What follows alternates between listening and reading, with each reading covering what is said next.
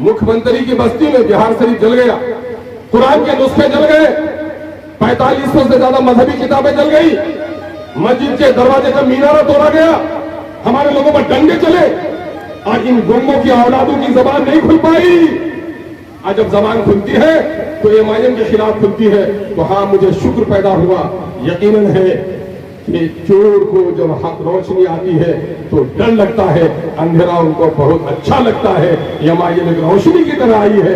यकीनन है कि जो इस सिफत के लोग हैं उनको बड़ी परेशानी हो रही है, लेकिन मैं कहता हूं कि तुमको परेशान होने की जरूरत नहीं है।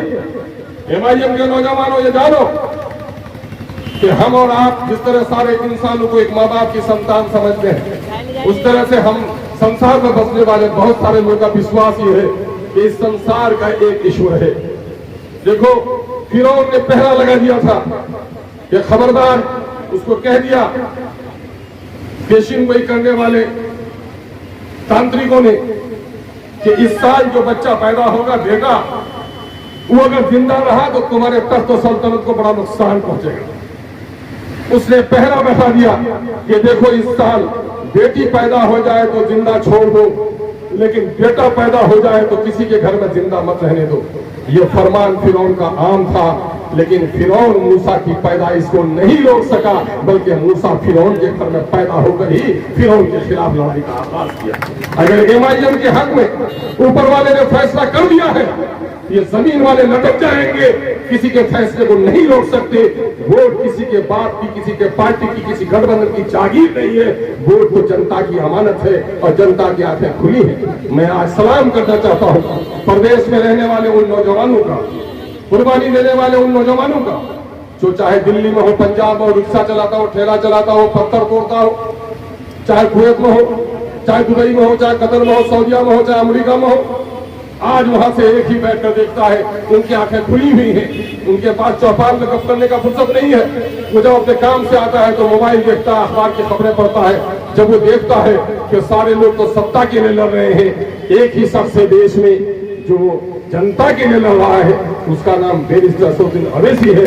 नतीजा है कि वो खुदाई फौज, इन फरिश्तों की जमात आज एमआईएम के साथ है, दूसरों के साथ इब्लीस की जमात है, और हमारे साथ तो इन चाले मुसाफिर परदेसी फरिश्तों की जमात है। और परदेसियों की दुआ को अल्लाह कभी ना कबूल नहीं करता। इसलिए आप खुश हो जाइए और नए उमंग, नए हौसले के साथ करिए। आज हम एजुकेशन की जो पॉलिसी पे लड़ रहे हैं, हम अपनी बहुत सारी बहनों, बहुत सारी बेटियों के सुहाग को उजड़ने के खिलाफ लड़ाई लड़ रहे हैं। हम बहुत सारे नौजवानों को न जाने इनका क्या रिएक्शन होगा अगर ये सीटेट और बीटेट करने के बाद बाहर नहीं हो पाएंगे। मैं उनके हक में लड़ाई लड़ रहा हूँ, मैं गरीबों के बच्चों के तालीम की लड़ाई लड़ रहा हूँ। यकीन जानिए, ये बड़ी इबादत है जो मजलूमों के लिए इंसाफ की लड़ाई लड़ता है। और सीमांचल ही नहीं, पूरे देश में आज एमआईएम का नौजवान, चाहे गरीब हो या अमीर हो, नौजवान हो या लड़का हो, स्कूल में पढ़ने वाला हो, ठेला चलाने वाला हो, उसके जबान में एक ही बात है, ये मुल्क सबका बराबर है, सबको इंसाफ मिलना चाहिए। मजहब अपना अपना है, उस पर अमल करो, दूसरों की इज्जत करो, ये हमारा संविधान कहता है। इनकलाब जिंदाबाद, इनकलाब जिंदाबाद। हमने कह दिया था अपने पार्टी के लीडरों कि अपने नारे जो है अब हमारे घर घर में जाने चाहिए। देखो, एक आखिरी बात कह रहा हूं संतोष जी, इंसाफ और नाइंसाफी, गुजरात जला है, हिंदू मुस्लिम सबको दर्द है कि नहीं है? दर्द है। बाबरी मस्जिद टूटी है, गम है कि नहीं है? तो बाबरी मस्जिद तोड़ी किसने? बीजेपी के लोगों ने। क्या बीजेपी को माफ करोगे? गुजरात का दंगा किसने किया है?